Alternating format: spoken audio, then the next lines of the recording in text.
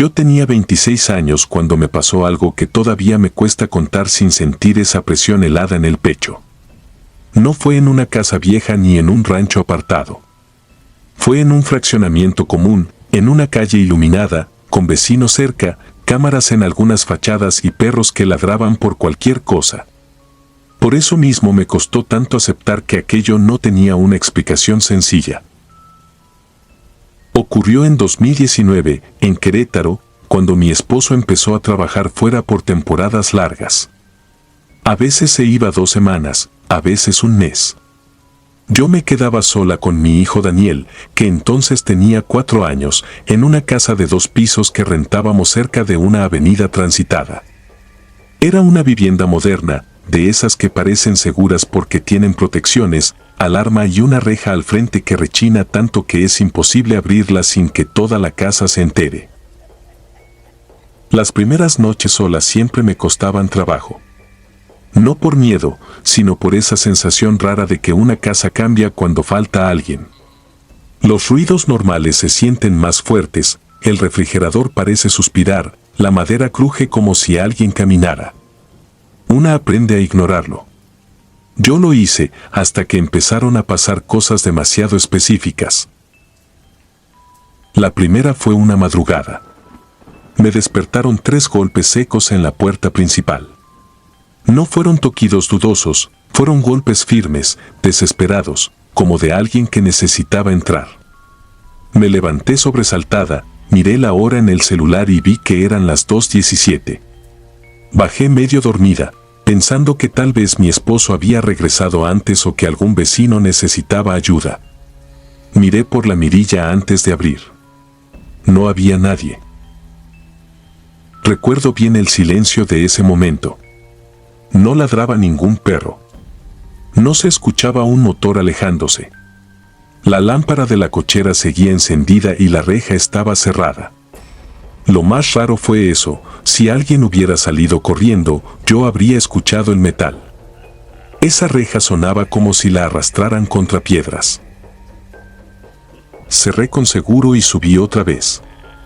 Ya en la mitad de la escalera escuché un golpe abajo, dentro de la cocina, como si hubieran tirado una olla o cerrado de un azotón la puerta de una alacena. Sentí el cuerpo vacío. No bajé. Corrí al cuarto, cerré y moví la cómoda contra la puerta, aunque sabía que era una tontería. Me quedé abrazando a mi hijo dormido, tratando de convencerme de que quizá había sido el gato de la vecina en el patio o algo que se cayó por sí solo. Pero los ruidos siguieron. Pasos cortos. Rozones. Algo arrastrándose apenas por el piso de abajo. No llamé a la policía. Hasta hoy me da vergüenza admitirlo, pero me paralicé. Mi celular estaba con poca batería y, en vez de actuar, me quedé sentada en la cama escuchando. Media hora después oí algo peor, alguien subía la escalera. Cada escalón de madera soltaba un crujido distinto y yo conocía muy bien ese sonido. No eran imaginaciones. Alguien subía despacio, haciendo pausas, como si supiera que yo estaba del otro lado de la puerta. Luego se detuvo justo en el descanso, afuera del cuarto, y escuché una voz de mujer, baja, cansada, casi doméstica, que dijo, «Ya llegué». No era la voz de mi madre. No era la de ninguna vecina. Era una voz desconocida, pero dicha con tal naturalidad que por un segundo mi mente quiso acomodarla en algo lógico. Pensé que tal vez estaba soñando despierta. Pensé que me iba a desmayar. No abrí. Me quedé inmóvil hasta que amaneció. Cuando por fin bajé, la cocina estaba intacta. La puerta seguía cerrada. Las ventanas tenían seguro. No faltaba nada. Lo único raro fue encontrar, en el tercer escalón empezando desde abajo, una moneda de 10 pesos puesta de canto, recargada contra el zoclo, como si alguien la hubiera dejado ahí con cuidado. La tiré a la basura y traté de seguir con mi vida. Durante las semanas siguientes empezaron a aparecer más monedas. Una en el lavabo. Otra junto al bote de juguetes de Daniel. 2 en el patio, debajo del tendedero. Siempre por la mañana, siempre en lugares visibles. Daniel comenzó a decirme que una señora caminaba por la casa cuando yo dormía. No me lo dijo asustado, sino con esa tranquilidad con la que los niños hablan de cosas imposibles. Según él, la señora buscaba a su bebé. Me aseguraba que no era mala, pero que no le gustaba que cerráramos la puerta del cuarto por las noches. Ahí debí irme de la casa, pero hice lo que hace mucha gente cuando no quiere aceptar algo, busqué explicaciones estúpidas. Estrés, cansancio, sugestión. Hasta que una tarde, mientras limpiaba un closet del pasillo de arriba, encontré en la parte más alta una carpeta transparente con papeles del antiguo inquilino. Eran copias de recibos, una póliza de arrendamiento vencida y una hoja doblada que parecía un reporte del Ministerio Público. No era completo, pero se alcanzaba a leer suficiente. En esa casa, 3 años antes, una mujer había sido encontrada muerta al pie de la escalera. Vivía sola con un niño pequeño. Los vecinos declararon haber escuchado golpes en la puerta durante la madrugada anterior. El niño no apareció. Recuerdo que se me nubló la vista. Bajé de inmediato al patio, donde Daniel jugaba con sus carritos, y lo encontré sentado en el piso, mirándose la mano. Cuando me acerqué, vi que tenía una moneda apretada en el puño. No sé por qué, pero le pregunté de dónde la había sacado. Me respondió sin verme, como si siguiera hablando con alguien más. Me dijo que se la había dado la señora del descanso porque ya se iba a llevar al niño que le faltaba. Esa misma noche salí de la casa con lo puesto y no volví a dormir ahí. Días después, cuando regresé acompañada por mi cuñado y un cerrajero para sacar nuestras cosas, encontramos algo atorado dentro del hueco bajo la escalera, detrás de una tabla mal clavada. Era un zapatito infantil, viejo, cubierto de polvo, y junto a él había decenas de monedas apiladas con un orden enfermizo. Nunca denuncié nada. Nunca quise saber más. El dueño solo nos devolvió una parte del depósito y dijo que la inquilina anterior se había suicidado después de perder a su hijo. Eso fue todo. Lo único que todavía no logro explicar es lo siguiente: la moneda que Daniel tenía apretada aquella tarde la guardé por miedo, no sé para qué. Años después, cuando me mudé otra vez y revisé una caja de documentos, encontré esa moneda dentro de un sobre. En una de sus caras, rayado con algo puntiagudo, había un nombre que yo nunca le dije a nadie. Daniel.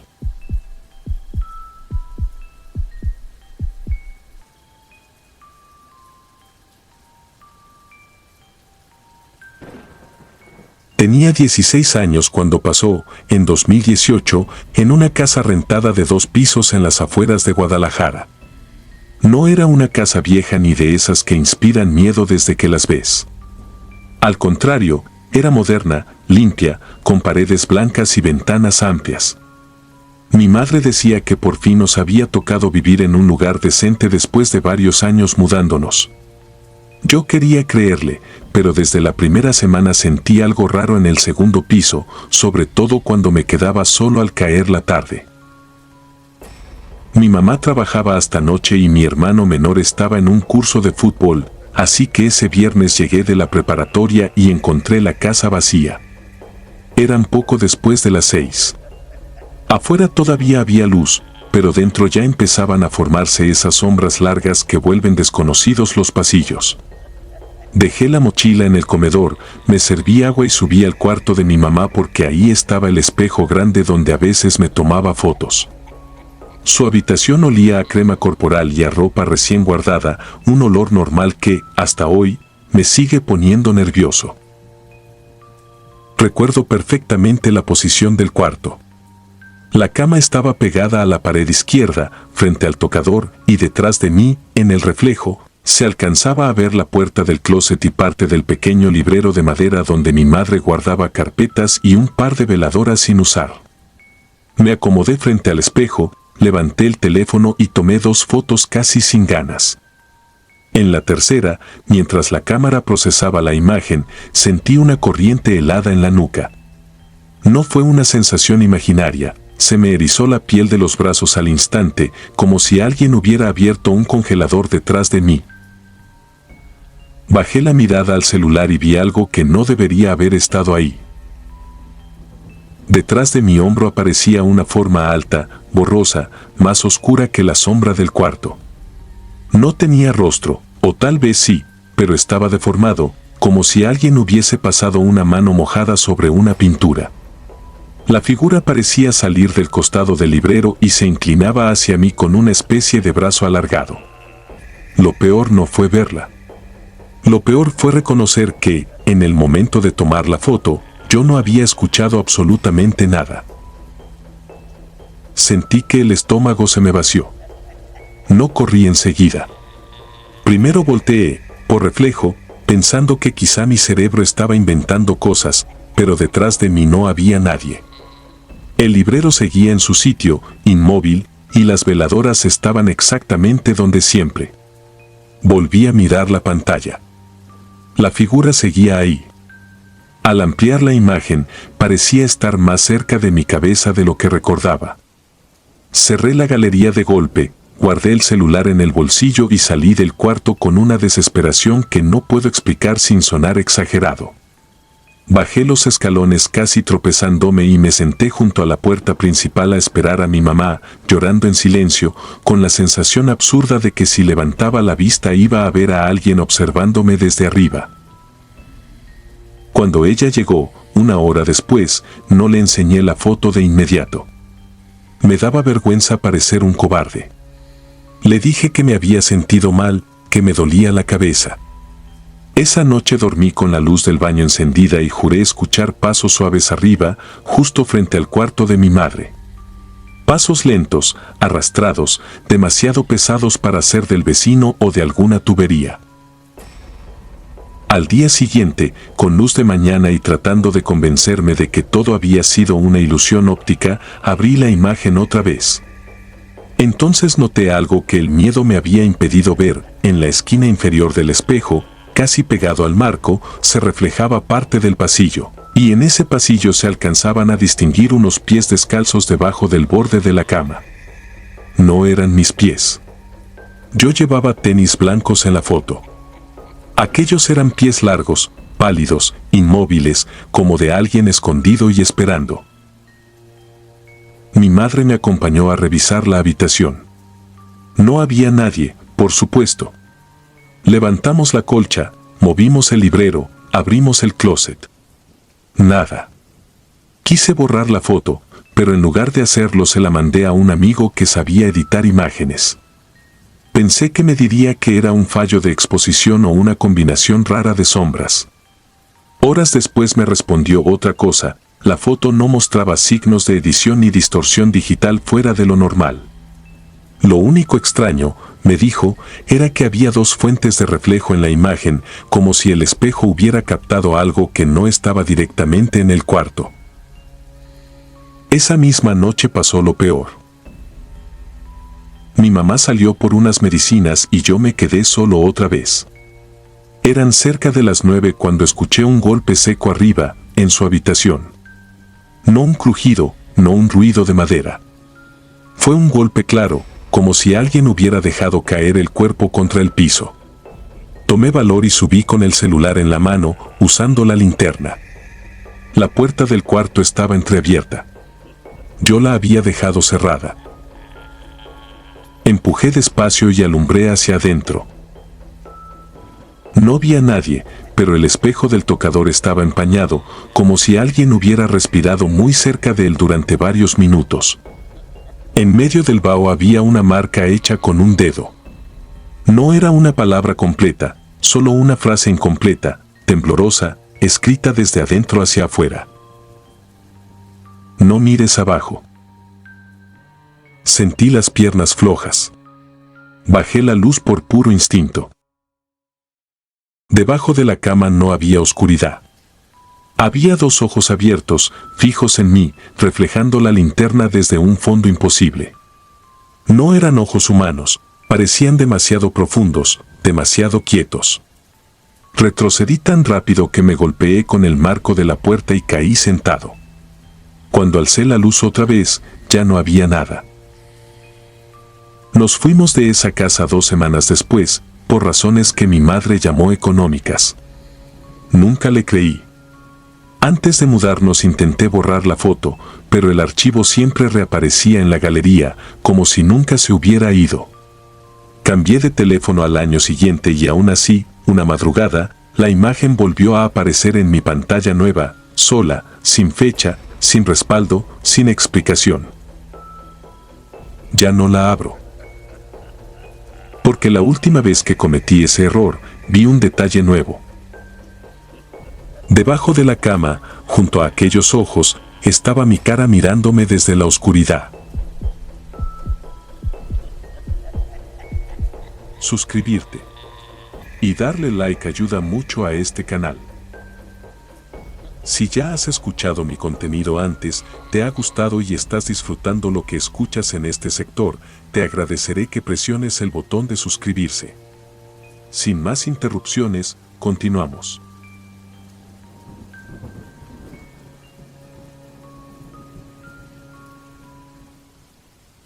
Esto ocurrió en 2018, en una casa rentada de 2 pisos en Saltillo, Coahuila. Yo tenía 19 años y llevaba apenas 3 meses viviendo ahí con mi hermana mayor y su esposo. Ellos trabajaban en una maquiladora, turno de mañana, así que casi siempre salían antes de las 5. Yo estudiaba en la tarde, de modo que algunas mañanas me quedaba solo en la casa varias horas. Nunca me había incomodado. Era una rutina simple, silenciosa, incluso agradable. Hasta que empezaron los ruidos.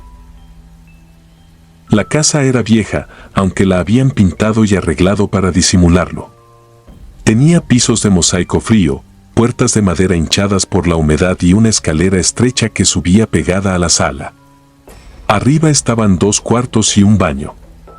El cuarto principal, donde dormían mi hermana y su esposo, quedaba justo al fondo del pasillo. Desde abajo, sentado en el sillón de la sala, yo alcanzaba a ver el descanso de la escalera y parte del pasillo de arriba si la luz estaba encendida. La primera vez fue un martes. Recuerdo la fecha porque ese día no tuve clases por una junta de maestros. Me desperté cerca de las 7:30, ya con la casa vacía.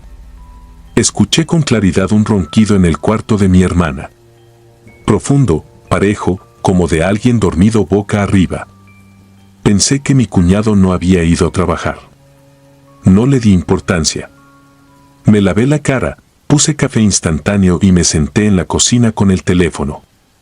Mientras desayunaba, los ronquidos seguían, constantes, como si el sonido atravesara la pared. Le mandé un mensaje a mi hermana para preguntarle si Ramón se había quedado. Ella tardó unos minutos en responder. Me escribió que no, que los dos estaban ya en la planta desde hacía rato. Le mandé otro mensaje diciéndole que alguien estaba roncando arriba. Tardó más en contestar. Después me puso que seguramente era el vecino o la televisión de alguna otra casa. Quise creerle, pero no sonaba afuera. Sonaba adentro. Exactamente arriba de mí. Subí despacio, con esa sensación tonta de estar haciendo algo ridículo.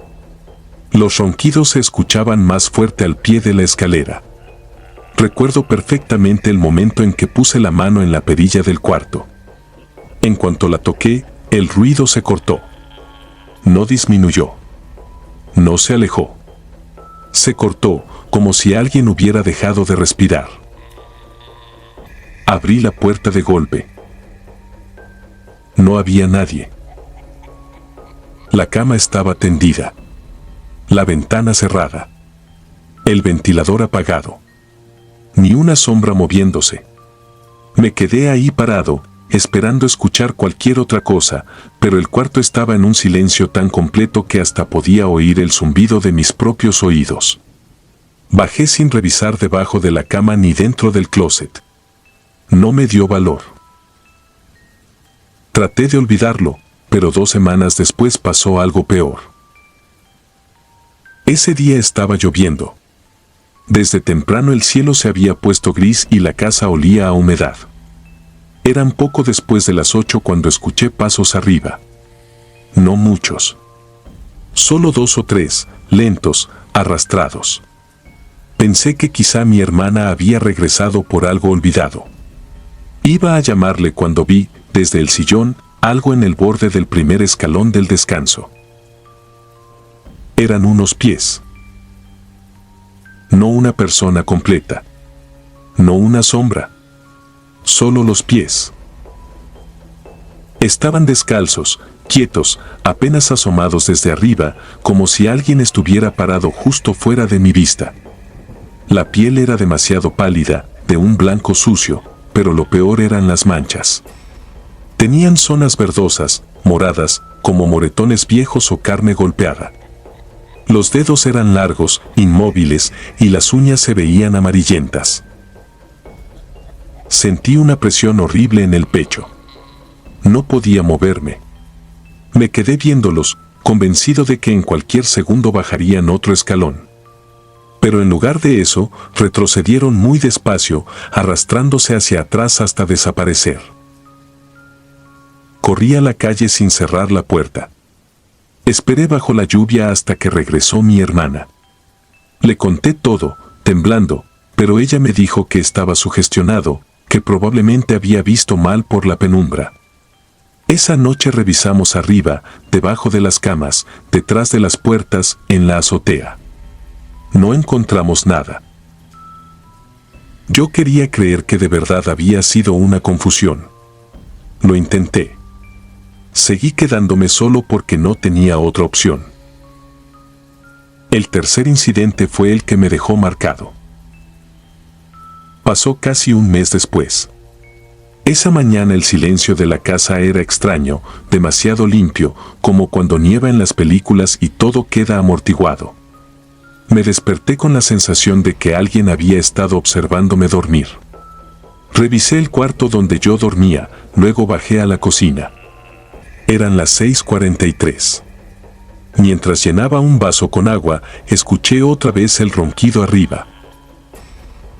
Esta vez no me moví. Me quedé en la cocina, paralizado, mirando hacia la sala. El sonido duró menos de 1 minuto. Luego se transformó en algo que hasta hoy me cuesta explicar. Ya no parecía un ronquido. Sonaba más bien como alguien forzando aire a través de una garganta llena de líquido. Entonces vi los pies. Ya no estaban en el descanso. Estaban un escalón más abajo. No sé cuánto tiempo me quedé inmóvil. Tal vez segundos. Tal vez más. Lo que sí sé es que, mientras yo los miraba, uno de esos pies avanzó otro escalón con una lentitud imposible. El tobillo apareció completo. La pierna era delgada, amoratada, con la piel manchada como la de un cadáver reciente. Y entonces sonó mi celular. El ruido me hizo brincar. Era un mensaje de mi hermana. Decía, no subas por nada.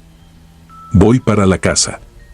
Ramón escuchó anoche a alguien roncar en nuestro cuarto. No recuerdo haber salido. Solo sé que aparecía afuera, en la banqueta de enfrente, sin llaves, sin teléfono y vomitando junto al poste de la luz. Nos mudamos 12 días después. Nunca volví a esa casa, pero durante meses soñé con la escalera. En el sueño siempre era lo mismo, los pies descendían un peldaño más cada noche. A veces despertaba antes de ver el cuerpo. A veces no. La última vez que soñé con eso, ya no estaban en la escalera. Estaban frente a la puerta de mi cuarto. Y del otro lado se escuchaba, muy claro, alguien roncando.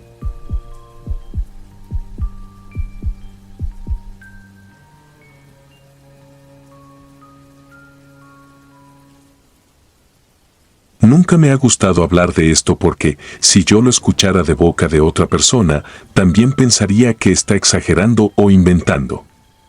Pero pasó, y pasó de una forma tan sencilla, tan doméstica, que eso es justo lo que todavía me pone peor. No fue en un panteón, ni en una casa abandonada, ni de madrugada en medio de un monte. Fue en mi propia casa, una tarde cualquiera, cuando me quedé solo. Tomé como base la clase de experiencia inquietante que compartiste en tu texto, especialmente esa sensación de escuchar o ver algo familiar dentro de una casa aparentemente vacía. Esto ocurrió en 2018, en una casa de Infonavit en las afueras de Saltillo, Coahuila. Yo tenía 17 años y estaba en vacaciones. Mi mamá había salido a doblar turno en una clínica y mi hermano menor se había ido con una tía. Desde la mañana yo sabía que me iba a quedar solo hasta la noche, así que lo vi como una bendición. Pensaba pasar el día viendo series, calentando sobras del refri y disfrutando el silencio. Las primeras horas transcurrieron normales. Hice de comer, barrí un poco porque mi mamá me lo había encargado y después subí a mi cuarto con el celular cargando. Recuerdo muy bien que afuera estaba nublado. No llovía, pero el cielo tenía ese color gris sucio que hace que la casa se vea más oscura de lo normal, aunque todavía sea temprano. Como a las 5 de la tarde empecé a sentir esa incomodidad rara que a veces da cuando uno sabe que está solo. No miedo, todavía no. Más bien una clase de tensión inútil que te hace bajar el volumen de la televisión para oír si alguien abre la puerta. Fue entonces cuando escuché el primer ruido. Venía del cuarto de mi mamá. No era un golpe fuerte ni algo escandaloso. Sonó como cuando alguien mueve una bolsa de plástico o roza la colcha de una cama al sentarse. Me quedé quieto, esperando oírlo otra vez. Pasaron unos segundos y no se repitió. Pensé que tal vez había sido el viento empujando una ventana mal cerrada. Seguí viendo el teléfono, pero ya no estaba realmente concentrado. Después escuché el closet. El sonido fue muy claro. La puerta corrediza de madera raspó apenas, como si alguien la hubiera abierto despacio para no hacer ruido. Sentí un hueco frío en el estómago. Lo primero que pensé fue en un ladrón. Mi reacción no fue heroica ni mucho menos.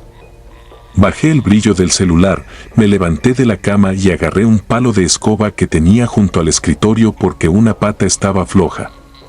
Me acerqué a la puerta de mi cuarto y la abrí lo suficiente para asomarme al pasillo. La casa estaba en silencio. El cuarto de mi mamá estaba al fondo, con la puerta entreabierta y la luz apagada. Todavía ahora recuerdo algo muy específico, el pasillo olía a suavizante de ropa, como siempre, pero debajo de eso había otro olor. Un olor húmedo, viejo, como trapo encerrado por años. Avancé hasta la puerta del cuarto y la empujé con el palo. No había nadie. La cama estaba tendida. El closet cerrado. La ventana asegurada.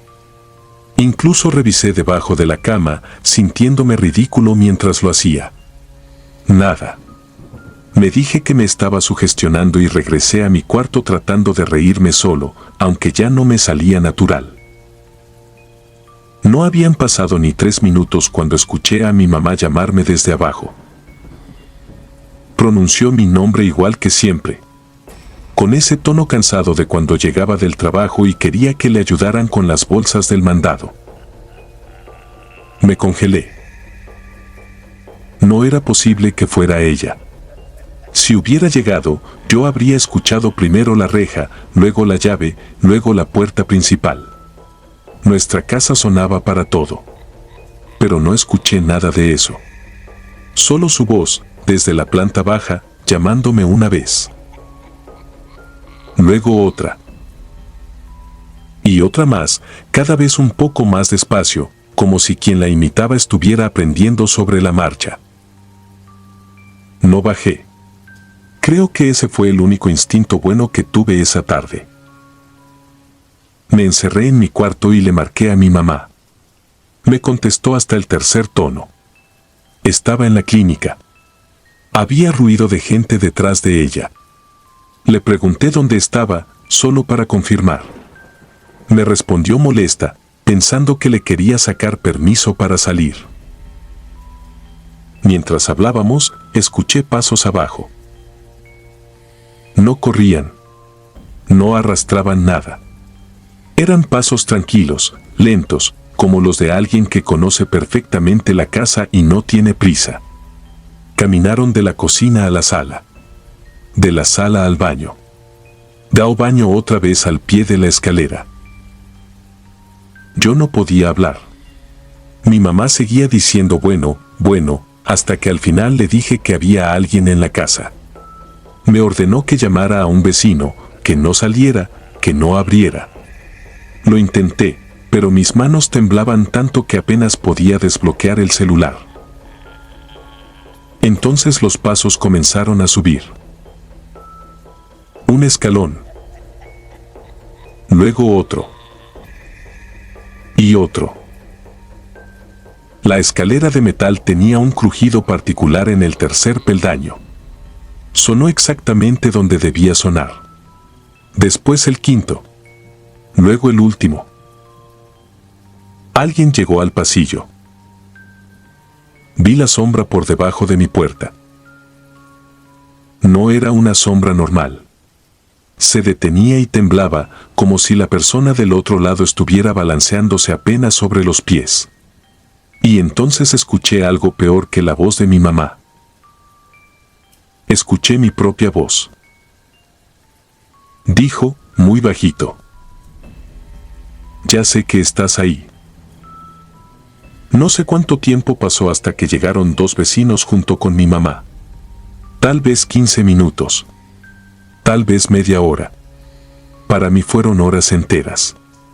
Cuando por fin me atreví a abrir, la casa estaba vacía. Revisaron todo. Puertas cerradas por dentro. Ventanas aseguradas. Sin señales de que alguien hubiera entrado. Pero había una cosa distinta. La puerta del closet de mi mamá estaba abierta. Adentro, sobre la ropa colgada, habían puesto mi palo de escoba, atravesado de lado a lado, como si alguien hubiera querido devolverme el favor de haber ido armado a buscarlo. Esa noche dormimos en casa de mi tía. 2 días después, mi mamá me confesó algo que nunca me había contado. El anterior dueño de la casa se había ahorcado precisamente dentro de ese closet, después de pasar semanas diciendo que por las tardes escuchaba a alguien llamarlo con la voz de sus propios familiares. Nos mudamos 3 meses después. Lo peor no fue lo que pasó ese día. Lo peor vino después. A veces, incluso ahora, cuando estoy solo en casa y todo está demasiado callado, escucho mi nombre desde otra habitación. Nunca voy a ver quién es. Porque una vez sí lo hice. Y desde entonces, de vez en cuando, algo allá adentro también aprendió a hablar como yo.